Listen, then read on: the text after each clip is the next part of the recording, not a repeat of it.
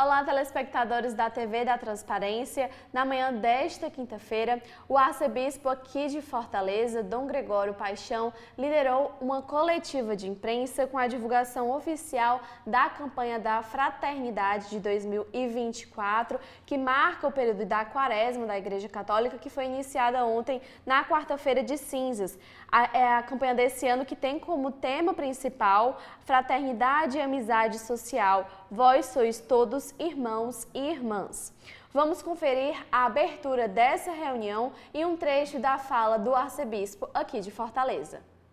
Sejam todos bem-vindos e bem-vindas ao lançamento da campanha da Fraternidade 2024. E se você está aqui pela primeira vez, seja bem-vindo ao Centro de Pastoral Maria Mãe da Igreja, o espaço que congrega as diversas pastorais e organismos da ação missionária de nossa arquidiocese. Assim sendo, estão aqui presentes alguns representantes dessas pastorais, tais como a Pastoral do Migrante, a Pastoral do Povo da Rua, Pastoral da Pessoa com Deficiência, Pastoral da Criança, Pastoral do Menor, Pastoral Carcerária, Pastoral da Juventude, Pastoral da Comunicação e ainda alguns organismos, como o Centro de Pastoral, o Centro de Defesa e Promoção dos Direitos Humanos, a Cáritas Arquidiocesana, o Curso de Verão Terra do Sol e o Secretariado de Pastoral.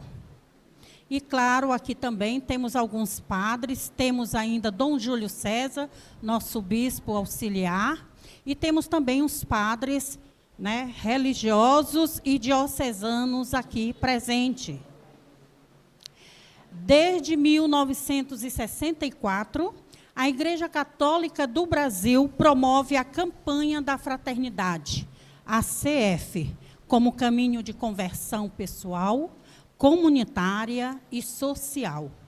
Um caminho quaresmal. Nestes 60 anos, a CF sempre abordou temas relevantes à vivência da fé, da fraternidade e do compromisso social.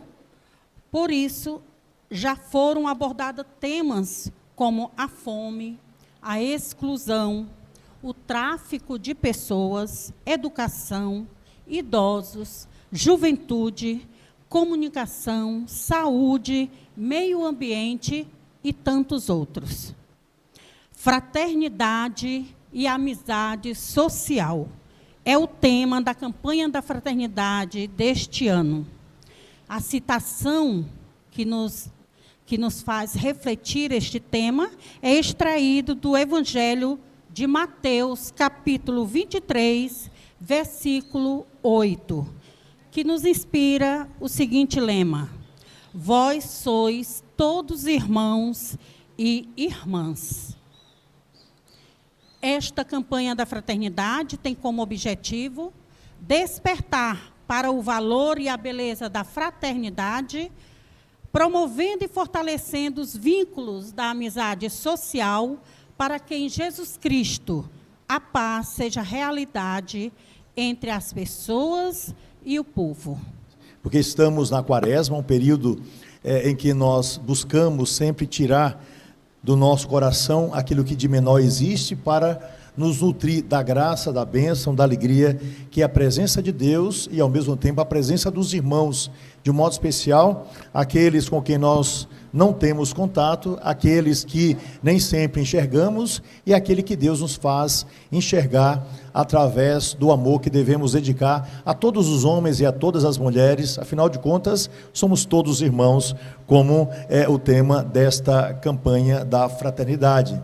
Então, muito obrigado a todos, muito obrigado a Dom Júlio bispo auxiliar da Arquidiocese de Salvador, que se faz presente, também aos religiosos, às religiosas, aos irmãos que trabalham conosco, que labutam nas mais diferentes pastorais, aos consagrados, às consagradas. Temos aqui também membros das novas comunidades, irmãos também da vida política, não é? Gostaria de cumprimentar igualmente os padres que aqui estão presentes, não é? E tantos outros irmãos que vieram participar conosco, que é aqueles que estão nos acompanhando através das redes sociais. Cumprimento também aos jornalistas e aos cinegrafistas que farão com que a nossa imagem chegue, né, um pouco mais distante, e desejamos que a nossa voz também possa tocar o coração de tantas pessoas. Então, muito bem-vindos, muito bem-vindas. Eu gostaria de começar com uma data que para mim é muito importante, e também para a vida da igreja. Para mim é importante porque é o ano de 1964, foi o ano que eu nasci. Em novembro eu completo 60 anos, e confesso que estou profundamente feliz, porque vou chegar à terceira idade. Era um antigo sonho que, se Deus quiser, completarei no dia 3 de novembro. Mas nesse ano de 1964, nós temos uma graça imensa para a igreja, que através de uma inspiração vinda do céu, não tenho dúvida, sobre Dom Eugênio de Araújo Sales, bispo, não é, naquela época do Rio Grande do Norte, Natal. Esse homem, não é, em 64, simplesmente olhando as condições do Nordeste, olhando a miséria, não é, que graçava em todo o território nordestino, disse: precisamos fazer alguma coisa. E por causa disso, ele cria para aquela diocese a campanha da fraternidade. E é bem interessante que logo depois, não é, cerca de 16 dioceses do Nordeste, já em 65, não é, vão aderir a essa campanha, porque perceberam que era uma forma organizada e ao mesmo tempo de caminhar juntos, para que não apenas a igreja, né, naquilo que se considerava oficial, padres e freiras e os missionários fossem até lá para encontrar com as pessoas que mais necessitavam, mas envolver todo mundo. Afinal de contas, como nós vimos depois, somos todos discípulos e missionários de Jesus, e a caridade de Jesus envolve a todos, e essa mesma caridade deve chegar ao coração de todas as pessoas, de todos os seres humanos. O resultado é que no ano seguinte, aí vem 66, quando, na genialidade de um cearense, Dom Helder Câmara, o santo homem, o santo bispo, sendo ele secretário da CNBB, o que é que Dom Helder faz? Vendo o resultado daqueles 2 anos da campanha da fraternidade, que se mostrava em tão pouco tempo consolidada naquilo que ela desejava, que era a caridade para com os irmãos e para com as irmãs, principalmente os que mais necessitavam, o resultado de tudo isso foi que ele escreve uma carta que pergunta aos irmãos se valeria a pena colocar para toda a igreja essa grande graça, aquilo que é a campanha da fraternidade, esse olhar coletivo sobre, os irmãos e as irmãs. Qual o resultado? 70 bispos e quase a totalidade das dioceses e arquidioceses do Brasil respondem positivamente, e a partir dali nós começamos a história que vemos continuada e que esse ano completa oficialmente 60 anos.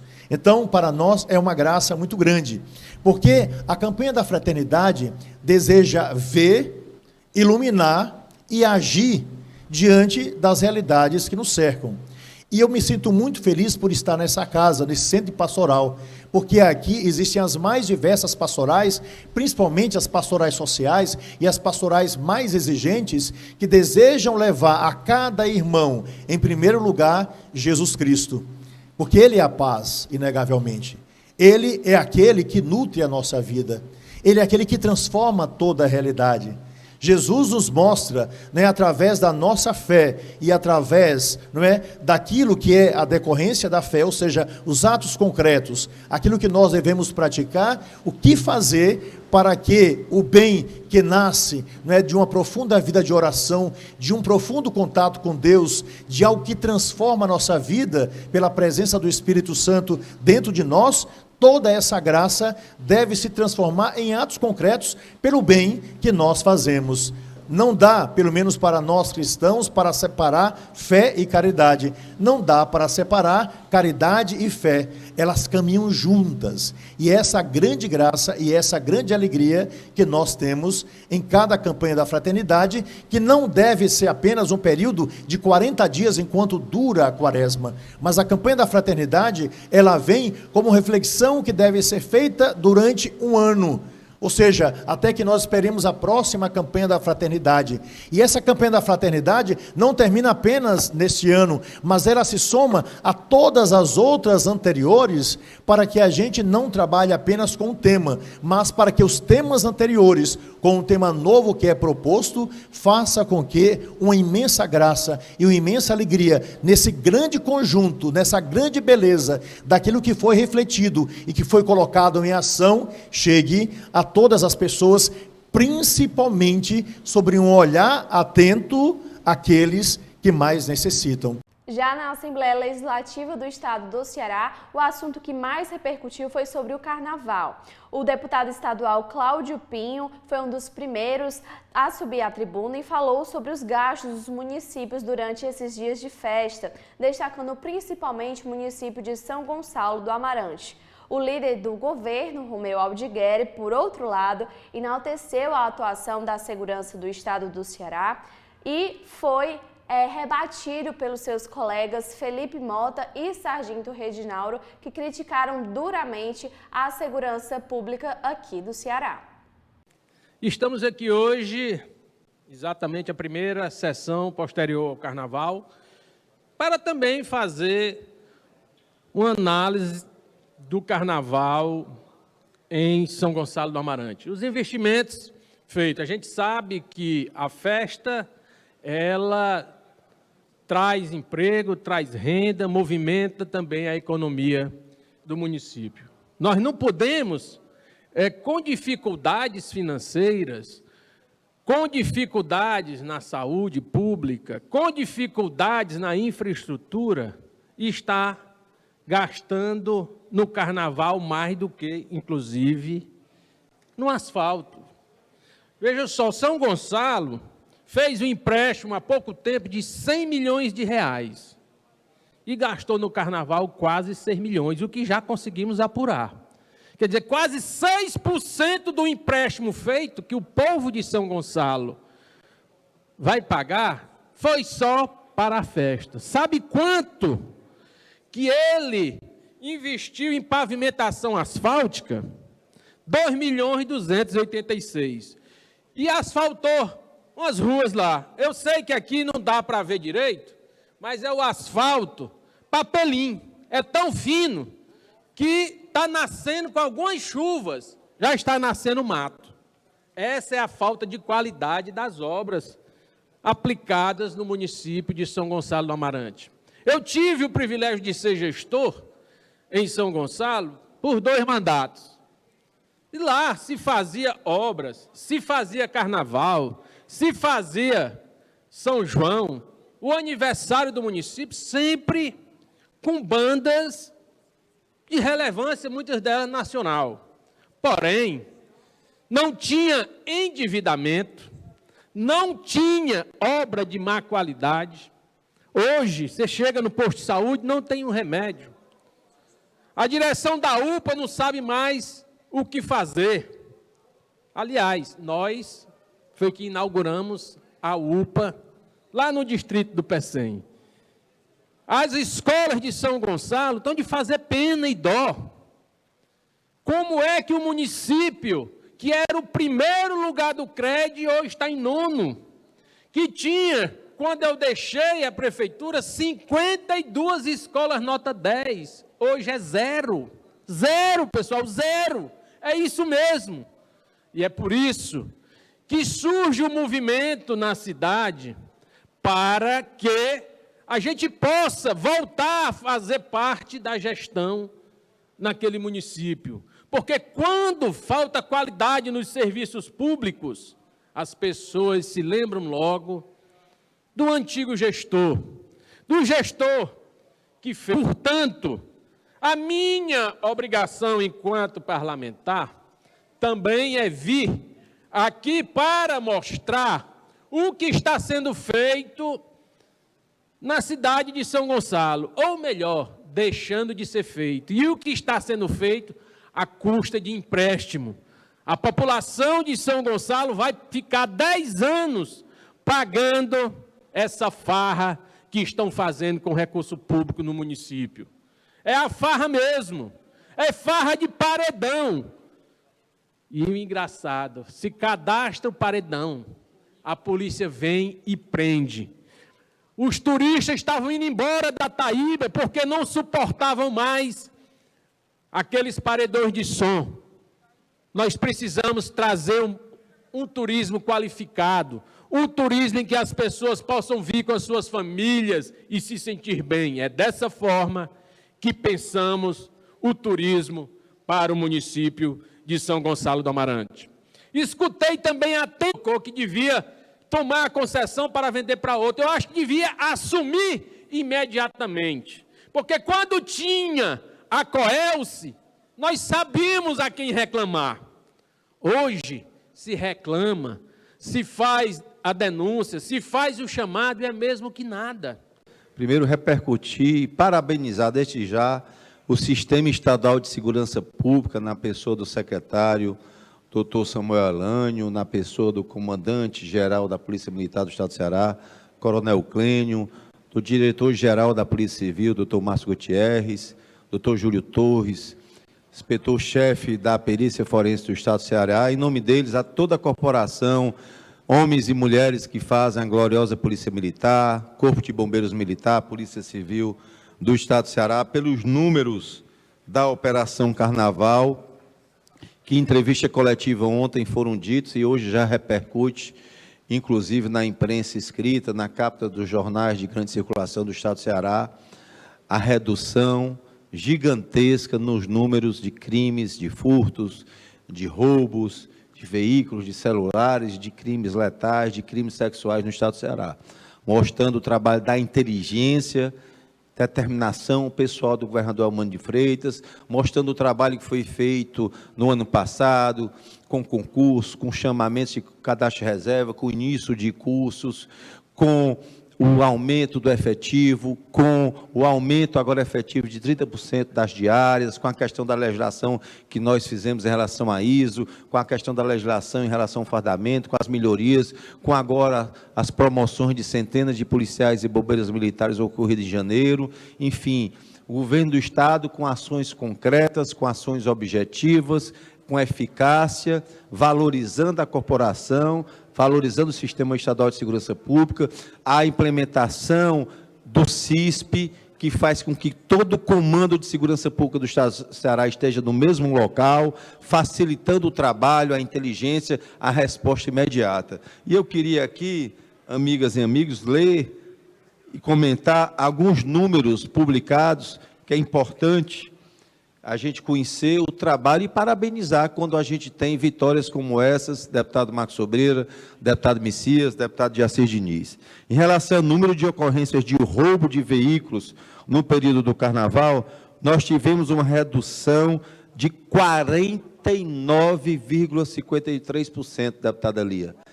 Quase 50% de roubo, graças a Deus, a menos de veículos no Estado do Ceará. Na ocorrência de furto de veículos, nós tivemos uma diminuição de 64,95%, deputado Jacir Diniz, durante a Operação Carnaval. Na ocorrência de número de roubo de celulares, a redução foi de 41,53%, deputado Davi Duran. Na ocorrência de furto de celulares, a diminuição foi de 24,88%. Em relação... E aí quero dizer aqui, o esforço do governador, foram 7.730 profissionais, homens e mulheres, trabalhando na Operação Carnaval, comandada pelo Sistema Estadual de Segurança Pública. O menor número de homicídios registrados no Estado do Ceará desde 2010. Repito, o menor número de homicídios registrados no Estado do Ceará desde 2010, é o número agora com a redução de 31,1% do número de vítimas de crimes de violentos, letais e intencionais no Estado do Ceará. Então, quero aqui nos congratularmos, parabenizar a todos que fazem a corporação. Para se ter uma ideia, o Corpo de Bombeiros Militar realizou mais de 18.000 prevenções aquáticas, colocando placas de sinalização nas praias, fazendo voo com drones para interação com os banhistas, entregando pulseiras de identificação, orientando famílias, fiscalizando áreas críticas, o que resultou em zero, repito, zero vítimas fatais em relação à questão de afogamento na Operação Carnaval. Da mesma forma, em relação à importunação sexual, deputada Lia, com 100% de redução, com nenhum registro em todo o estado do Ceará. E aqui eu quero chamar a atenção, agradecer e parabenizar também da participação da sociedade civil cada vez mais madura e da participação também desta casa, da Assembleia Legislativa, a campanha que a Procuradoria Especial da Mulher faz. Vossa Excelência me permite depois, deputada? Pois não, em parceria com as câmaras municipais, o trabalho da deputada Lia, inclusive com a distribuição de panfletos, com as campanhas integradas, a senadora Augusta Brito também, que esteve inclusive em Aracati, as tendas lilás, todo o trabalho da Secretaria de Mulheres, da nossa vice-governadora Jade Romero, é um número aqui extraordinário, um índice extraordinário que nós temos que comemorar, mostrando que nós, cearenses, deputado Evandro Leitão, com 0% de ocorrência de importunação sexual num carnaval de sucesso que foi, participação efetiva das prefeituras, principalmente médias e grandes prefeituras, fazendo carnavais gigantescos, não só gerando turismo, gerando cultura, mas gerando emprego e renda no estado do Ceará, o estado do Ceará cheio de turistas nacionais e internacionais. Então, quero aqui parabenizar o trabalho da Secretaria de Mulheres, da nossa vice-governadora Jade Romero, da Procuradoria da Mulher, na pessoa da deputada Lia, das câmaras municipais, na pessoa das vereadoras que ocupam os cargos de procuradores das mulheres, e principalmente, especialmente, a determinação do governador Elmano de Freitas, o que ele fez agora em janeiro, inclusive o trabalho de inteligência, inclusive a legislação que nós vamos examinar nessa casa, que já está tramitando em relação ao sistema de inteligência, a determinação pessoal do governador da redução dos números já conseguidos aqui nessa Operação Carnaval. O ano começou. O Brasil abriu as suas portas e agora estamos todos esperando que na esfera nacional se abra o orçamento para que as políticas públicas consigam chegar nos devidos estados. No estado do Ceará, por muitas vezes, eu fico vendo o governo tentando dar uma roupagem ao estado que vocês não têm. A roupa de vocês estão todas sujas.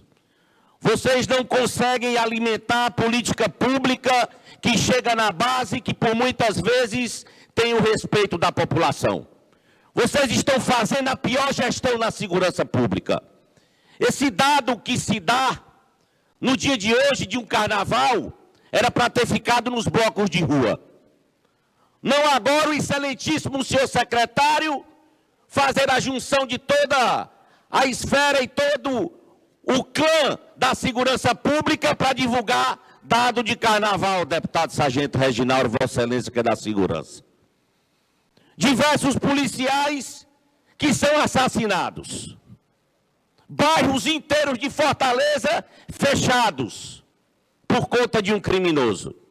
E aí, a segurança pública, quando tem um dado de carnaval, traz. Eu cobrei do excelentíssimo senhor secretário de Segurança Pública uma resposta dele, como diversos secretários dão. Que ele venha explicar ao cidadão, não é o deputado, explicar ao cidadão o que está ocorrendo com a segurança pública. Aí eu pergunto ao excelentíssimo senhor governador: governador, Vossa Excelência, já que anunciou o carnaval, por que é que Vossa Excelência não diz que o turismo do estado do Ceará teve o seu pior número em 2023? Por que é que Vossa Excelência não tem a coragem de dizer que com tudo que Vossa Excelência possa ter feito, o turismo do estado do Ceará recuou 3,2%? E é porque em dezembro, que é a alta estação, e que nós temos diversos fatores que aí comprometem, como a própria companhia de eletricidade do nosso estado, que faz com que o turismo não consiga crescer no devido tempo, fica aí. Eu quero saber se os cearenses sabem que para terem voos para a Europa, bancados com dinheiro do governo do estado, pago pela Secretaria de Desenvolvimento Econômico, qual é o cearense que sabe que o governo do estado compra assentos para poder manter um voo dentro do estado do Ceará? Eu vou trazer para cá. Porque se tivesse tudo dado certo, se o hub tivesse funcionado, sabe o que é que acontece agora? Estão fazendo a comemoração de um voo que foi lá para o Cariri. Cariri, se prepara que esse voo já sai daí. Porque se o governo não custear, se o governo não manter o combustível, como foi feito pelo governador Cid quando estava no estado diminuindo o valor do querosene, são essas coisas que por muitas vezes ficam escondidos, porque não agrada ao rei, não agrada a quem quer ter de direito e querer ganhar no grito. Mas aqui tem uma oposição responsável, competente, que mostra com o documento. A pergunta que se faz, no Diário Oficial, foi publicado que o Ceará tem uma dívida de 5 bilhões de reais. O nosso estado consegue fazer investimentos na ordem de 1 bilhão e 600 por ano. E nós temos uma dívida 3 vezes o que nós conseguimos investir. Aí se pergunta, mas é o Ceará? Que Ceará? Ceará quase nem existe no mapa econômico do Brasil. Nós somos 2% do PIB. Nós temos um povo batalhador, brigador, lutador para manter o seu emprego. E por muitas vezes nós ficamos vendo o que estão querendo criar no estado do Ceará. Criar uma marca de um governo que ainda não largou, de um governo que ainda não saiu do canto.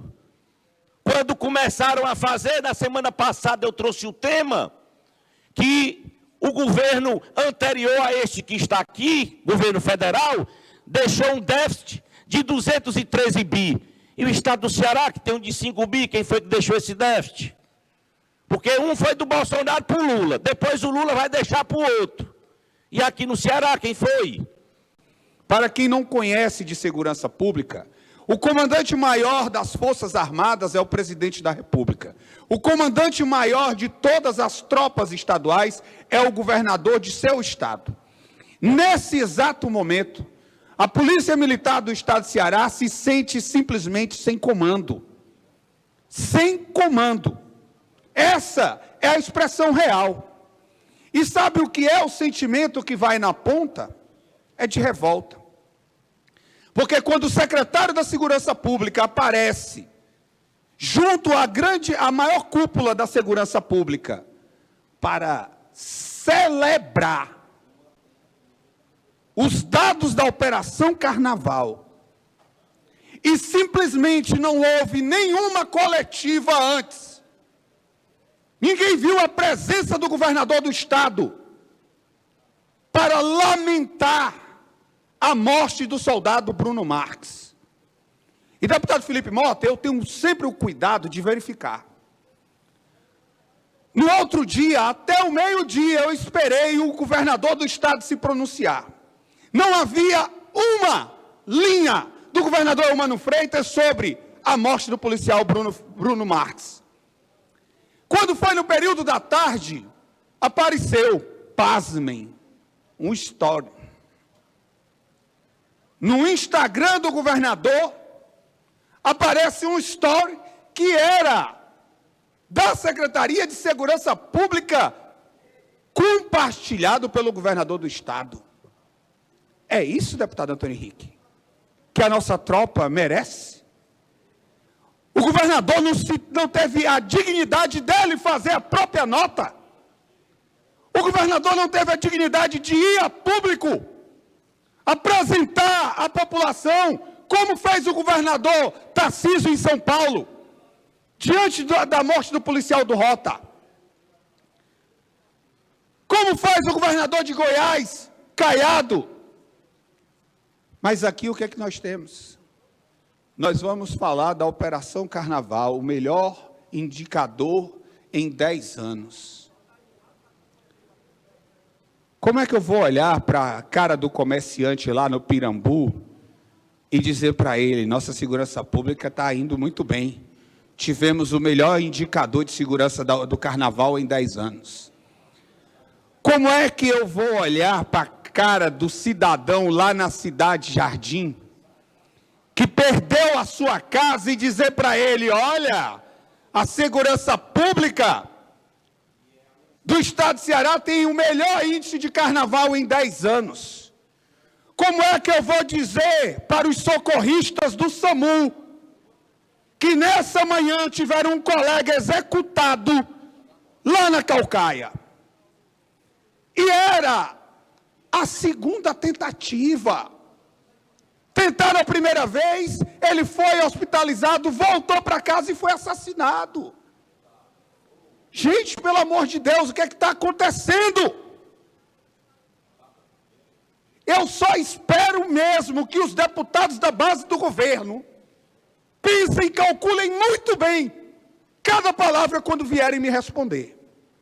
Porque vai ficar nos anais dessa casa e vai se tornar público. Eu não estou aqui como deputado de oposição porque eu já me ofereci ao governador inúmeras vezes para sentar e discutir segurança pública, e ele se nega a receber. Seria muito interessante se ele se negasse a receber e tivesse apresentado uma proposta. Mas ele simplesmente se nega a receber e continua com esse plano ridículo, falido, que ele herdou do ex-governador Camilo Santana, a pior tragédia de segurança pública do Estado. E segue com o mesmo projeto. A população refém, o motorista de aplicativo que não pode trabalhar, a dona de casa que está trancada. Nós tivemos 30, deputada Lia, 30 mulheres assassinadas no mês de janeiro. 30! Cadê o pessoal dos direitos humanos? Cadê os deputados dos direitos humanos para falarem desse dado? 30 mulheres assassinadas só no mês de janeiro. O mês de janeiro é um dos piores dos últimos anos, mas nós vamos comemorar a Operação Carnaval. Nós estamos há 5 meses numa escalada de criminalidade.